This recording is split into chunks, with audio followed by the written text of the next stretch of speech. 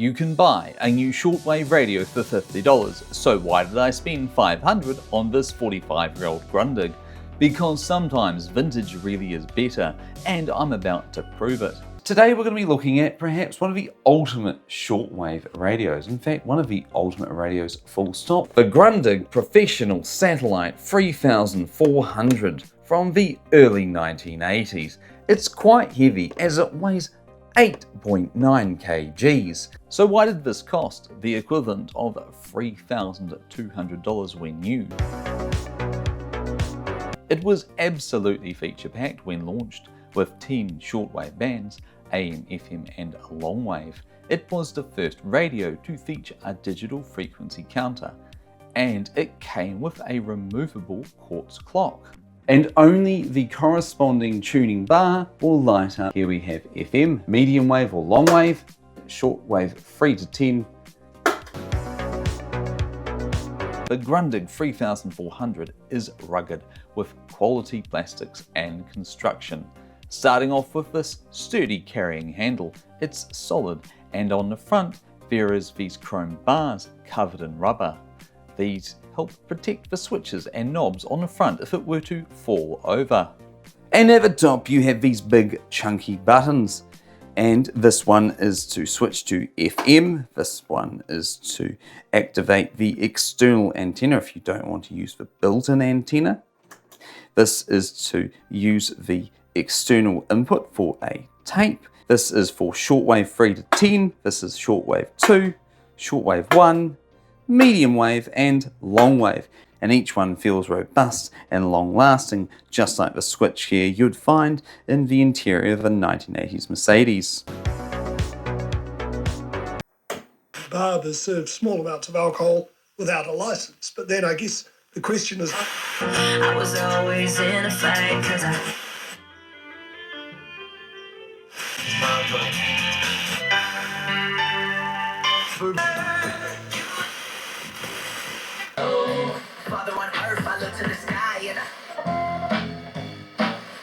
ended up flying.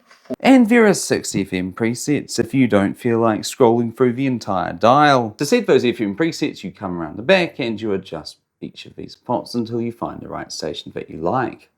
To everyone to make sure we've taken all those steps before. What a big listing day. Man, Daffodil Day tomorrow, but get...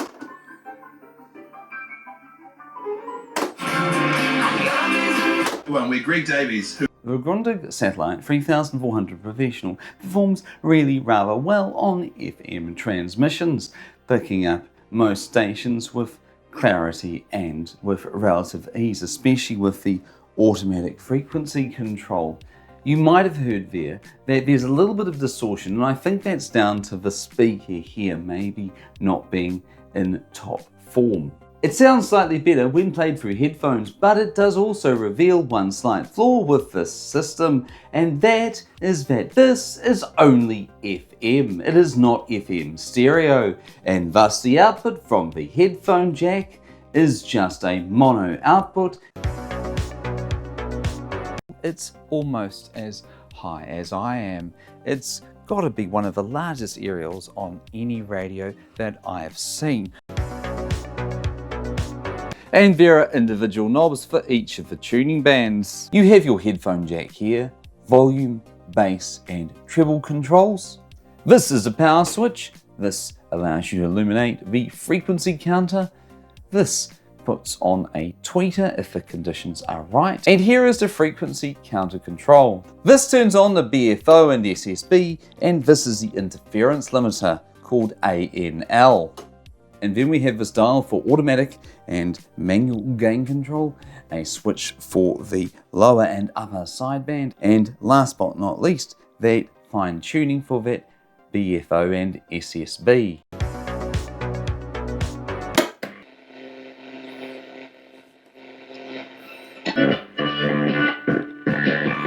The shortwave is working, and yes, it does indeed pick up some radio stations, well, just one, but I think maybe a change of scenery might do wonders.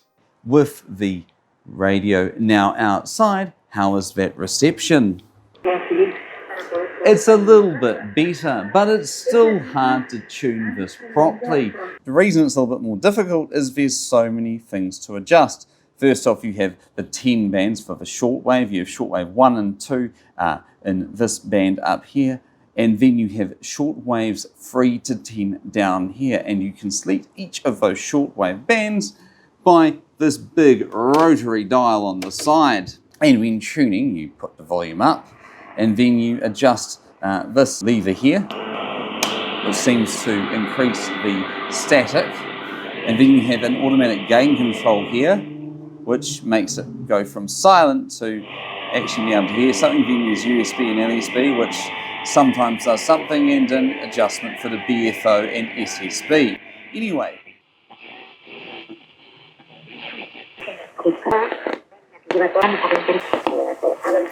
So if it were fiddling, you can get better reception on some of these stations. I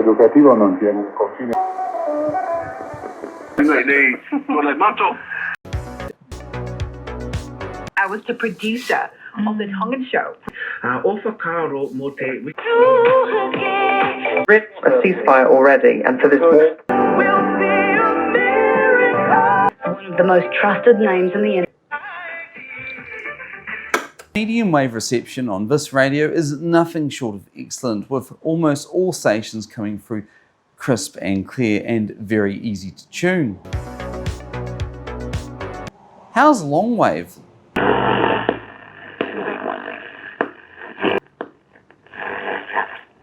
The longwave radio is great for those who want to pick up muffled and staticky versions of their favourite something stations.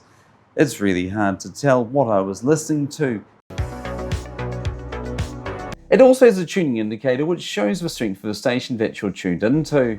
And there's also this switch here, which when held down would show you the state of charge of the batteries if there were batteries inside it. And it's worth mentioning once again that the rotary knob for the frequency selector for the shortwave 3 to 10 is very satisfying to use, as it funks into place and requires a decent amount of force to actually turn it.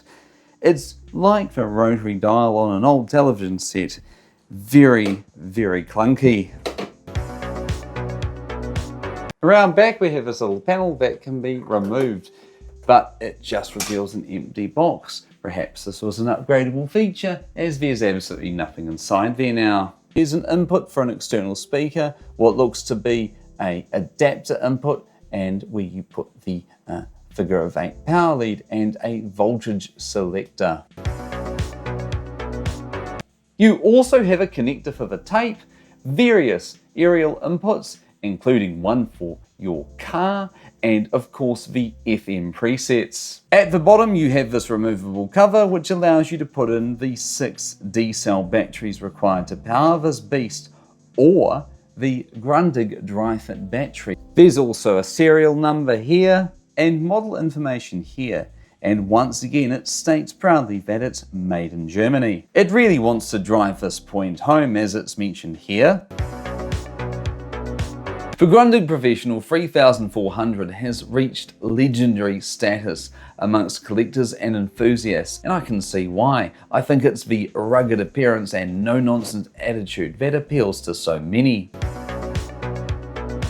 You can expect to pay around this much here, and for that you're going to be getting one of the very best radios ever made. From what I've read online, the electronics inside the Grundig 3400 aren't the most robust, with things like capacitors needing replacement.